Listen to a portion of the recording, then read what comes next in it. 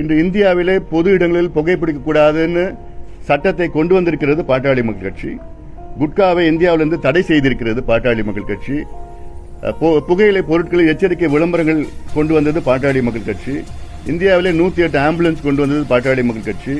உலகத்தில் மிகப்பெரிய சுகாதார திட்டம் என்று இந்தியாவிலே தேசிய கிராமப்புற சுகாதார திட்டத்தை கொண்டு வந்தது பாட்டாளி மக்கள் கட்சி.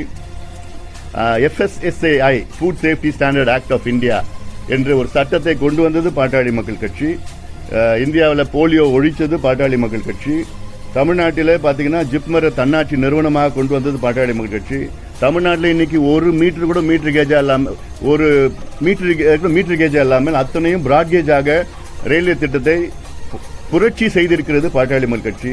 சேலம் ரயில்வே கோட்டத்தை கொண்டு வந்தது பாட்டாளி மக்கள் கட்சி. சேலம் சூப்பர் ஸ்பெஷாலிட்டி மருத்துவமனை கொண்டு வந்தது. மதுரையில் சூப்பர் ஸ்பெஷாலிட்டி மருத்துவமனை கொண்டு வந்தது. காவிரி டெல்டா பகுதி